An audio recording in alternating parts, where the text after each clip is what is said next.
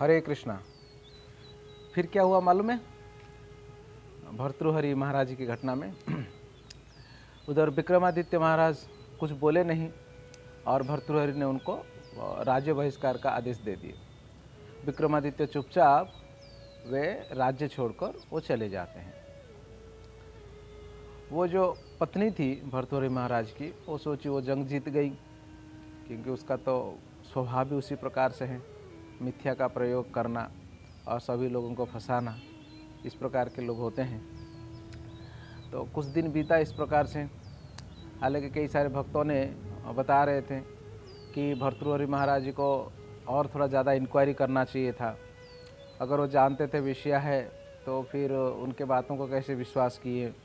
राज्यवासियों को थोड़ा बोलना चाहिए था।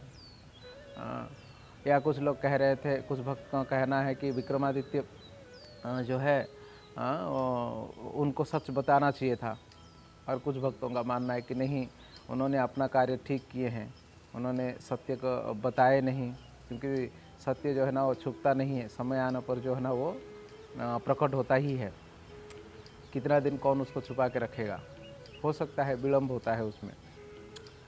तो विक्रमादित्य महाराज भर्तृहरि एक महान नीति शास्त्रविद है।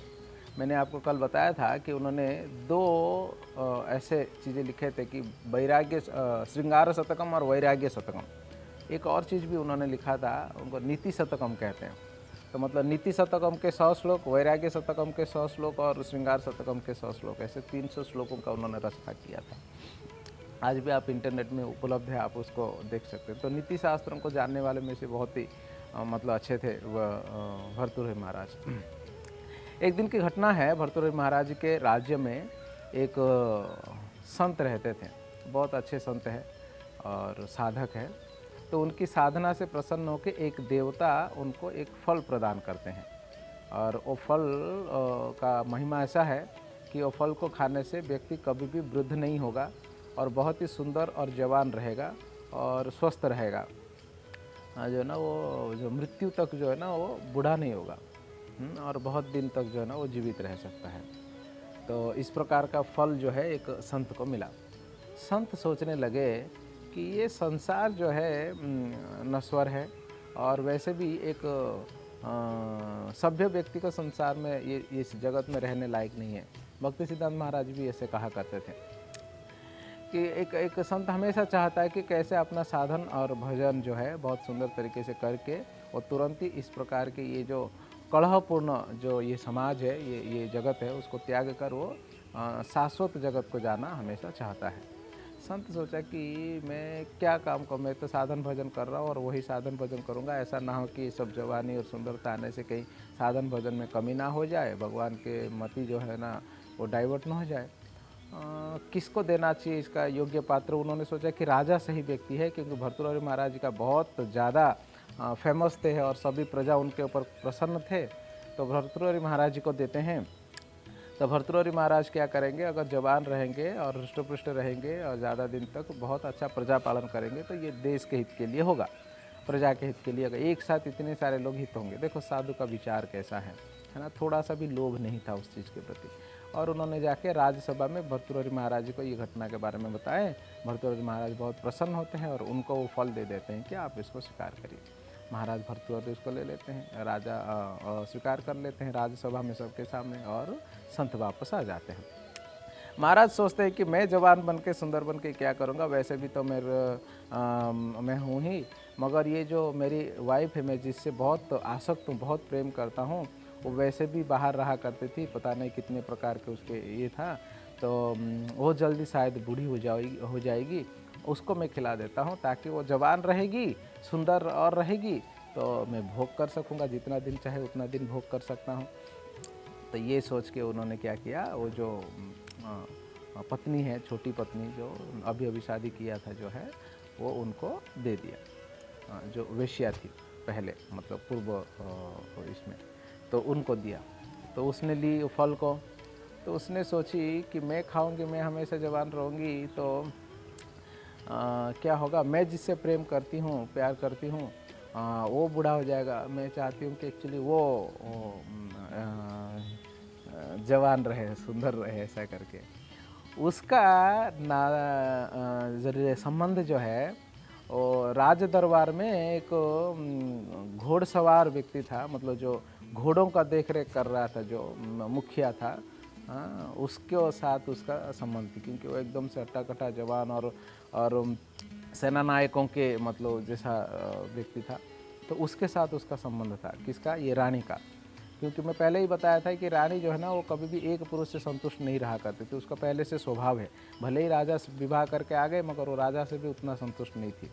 कामी लोग इसी प्रकार से होते हैं, वो हमेशा जो है ना वो किसी न किसी के साथ संबंध जो है ना बनाए रखने के लिए चाहते हैं, उनके पति होने के बावजूद भी। तो फिर उसके साथ उसका संबंध रहा, तो उसने उसको वो फल दे दिया।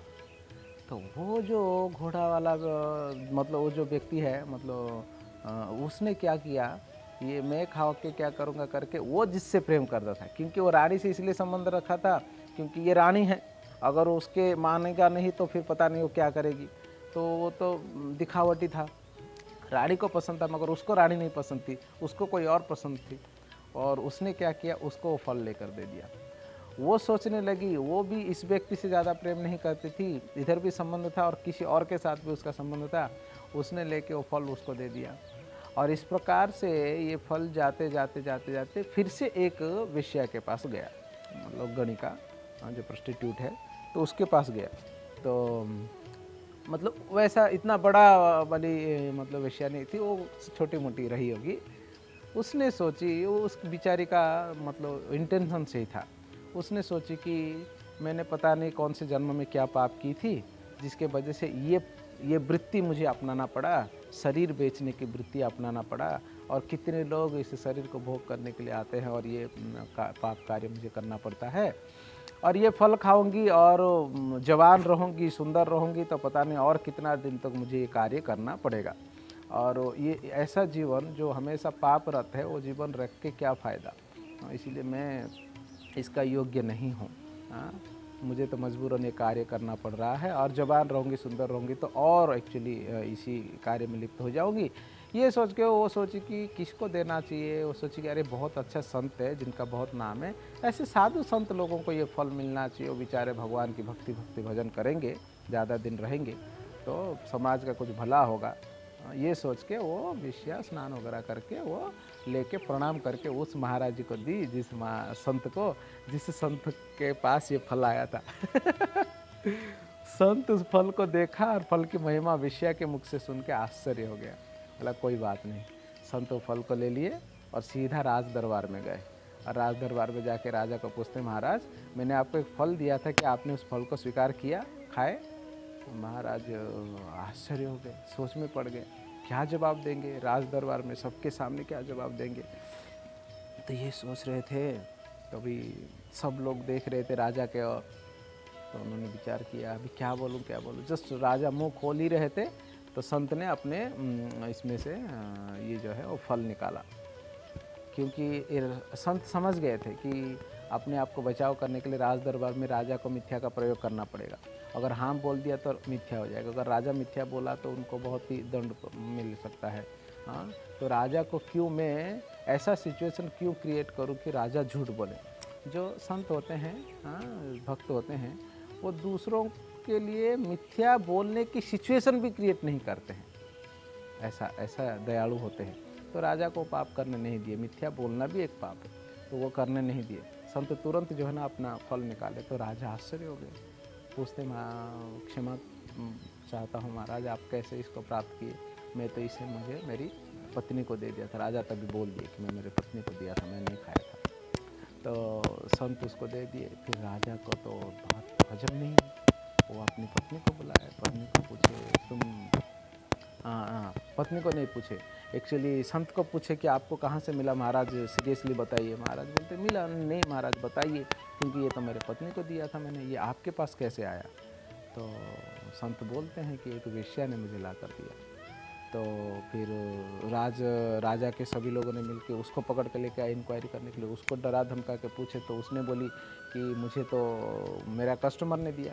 तो वो कस्टमर को पूछे, जो उसके पास आया करता था उसको पूछा, उसने बोला कि मेरे पत्नी ने दिया। उसको पूछा तो बोला मेरे लवर ने दिया। उसको पूछा तो उसने बोला मेरे पति ने दिया। उसको पूछा तो उसने बोला मेरे लवर ने दिया। ऐसे करते करते एक घुड़सवार व्यक्ति के पास आया जो राज दरबार में रहता था। तो ये तो कांपने लगा, पूरा राज दरबार में लेके आया। तो उसको पूछा गया, उधर रानी भी बैठी हुई थी, और उसको पूछा गया बताओ तुम कहाँ से मिला ये। तब रानी जो बैठी हुई थी राजा के पास, तो वो इतने बड़े बड़े आँखों से देख रही थी उसको, जैसे कि अभी खा जाएगी करके। अब बताया तो मेरा नाम तो देख लेना ऐसा करके। तो मगर वो बहुत विचार किया कि अरे वैसे भी मरने वाला हो, नहीं तो ये रानी मरवा देगी। और राजा हमारे बड़े धार्मिक है और बहुत ही संत पुरुष है, और राजा भगवान के प्रतिनिधि है। अगर मैं गलत किया हूँ करके मैं राजा को बता देता हूँ, तो हो सके तो मैं राजा के हाथों से दंड स्वीकार्य है, मतलब दंड प्राप्त करना वो स्वीकार है। इस रानी के हाथों से नहीं, ये रानी बहुत बदमाश है और पापी है। तो ये सोचकर राजा ने क्या किया, वो घुड़सवार व्यक्ति ने क्या किया, उसने बता दिया राजा को कि असलियत में मेरा संबंध जो है आपके पत्नी रानी के साथ है, और रानी का चरित्र इस प्रकार है, मैं डरकर उसके साथ का ऐसा संबंध रखा हुआ था, नहीं तो वो कुछ भी कर सकती है, अभी भी मेरे को डरा रही है, और उसी ने मेरे को दिया था, ऐसा करके बता दिया। तो जब ये उसने बता दिया तब पूरे राज्यवासी आश्चर्य हुए, राजा भर्तृहरि आश्चर्य हुए, और तुरंत जो है रानी को तो दंड मिला ही। और उसी समय भर्तृहरि महाराज जो है ना, पूरे संसार से, राजा से, राज पदवी से विरक्त हो गए और वो सन्यास बन गए। राज्य छोड़ दिए मंत्रियों के पास, और वो खोजने के लिए निकल गए उनके भाई कहाँ गया, क्योंकि तब उनको पता लग गया कि ऐसी स्त्री है। हाँ, इसी ने ही गलत किया था, और विक्रमादित्य को मैंने गलती से बाहर निकाल दिया, मैं समझ नहीं पाया। और विक्रमादित्य भी इतना साधु पुरुष था कि उसने बताया नहीं वो, और कि ये इस प्रकार से करके वो भी सोचे कि मेरे भाई कितने महान हैं, कि मैं इससे प्रेम करता हूँ और मेरी पत्नी है, अगर इसके बारे में ऐसी बातें अगर पूरे राज्यसभा में कहेगा तो मेरा और इनका दोनों का इज्जत जाएगा, इसलिए उसने बताया नहीं और चला गया करके। तो भर्तृहरि महाराज तुरंत राज पदवी को त्याग कर वो अपने भाई को ढूंढने के लिए निकल गए। विक्रमादित्य को ढूंढकर क्षमा प्रार्थना करके उनको लाके राजा बना है विक्रमादित्य को, और फिर उन्होंने राज्य छोड़ दिया। तब उन्होंने सर पीटने लगे, बोले कि ओहो क्या संसार है, ये पूरा संसार इसी प्रकार का है। इसमें मैं इससे प्रेम करता हूँ, वो किसी और से प्रेम करता है, वो किसी और से प्रेम करता है। तो एकदम से विरक्ति आ गया, धिक् है इस सुंदरता को, धिक् है इस प्रकार के संबंध को, धिक् है इस प्रकार से प्रेम को, धिक् है इस प्रकार के जीवन को करके, धिक्कार है धिक्कार है धिक्कार है करके उन्होंने 100 श्लोक लिखा वैराग्य शतकम करके। तो पूरा संसार को त्याग कर वो सन्यासी साधु जो है वो सन्यासी बन गए। तो राजा एक दुश्चरित्रा स्त्री के कारण जो है वो सन्यासी बन जाते हैं। इस प्रकार से भर्तृहरि महाराज के जीवन है। तो इस प्रकार के कुछ होते हैं स्त्रियां, जिन लोगों जो है काम पिपासु होते हैं। तो इसलिए उस बहुत ही सावधानी रहना चाहिए। कलयुग बढ़ते जा रहा है, और बहुत मात्रा में इसी प्रकार के जो है वो समाज में खबरें जो है वो प्राप्त होते हैं, लोग होते हैं। मगर एटलीस्ट हम लोग कृष्ण भावनामृत में आए हैं, तो हम कृष्ण भावनामृत को सीरियसली लेना चाहिए, और इस प्रकार की चीज़ों से बचने के लिए जो है ना प्रयास करना चाहिए। हो सकता है केवल राजा ही नहीं, बड़े बड़े राजा, बड़े बड़े विद्वान व्यक्ति भी इस प्रकार की चीज़ों में जो है वो फंस सकते हैं। मगर जब पता लग गया हो और व्यक्ति की चरित्र पता लग जाता हो, तो हमको हमेशा सावधानी बरतना चाहिए। तो ये था विक्रमादित्य और भर्तृहरि महाराज जी का जो है जीवन के कुछ किस्से। असलियत में विक्रमादित्य महाराज जी को पूछा गया था कि आपने क्यों नहीं बताया। विक्रमादित्य महाराज कह रहे थे कि वो धर्म नहीं था उस समय बताना, बताइए। हाँ, और सत्य जो है वो छुपा नहीं, एक दिन सामने आया। स्वाभाविक है कि वो बाद में आया, कुछ समय बाद आया। विक्रमादित्य को दंड मिला, उनको देश से बहिष्कार होना पड़ा, बाहर घूमना पड़ा। मगर जो सत्य है निश्चित रूप से लोगों के सामने एक ना एक दिन आ ही जाता है, वो छुपता नहीं है, हम कितना भी छुपाने के लिए प्रयास करें। हरे कृष्णा।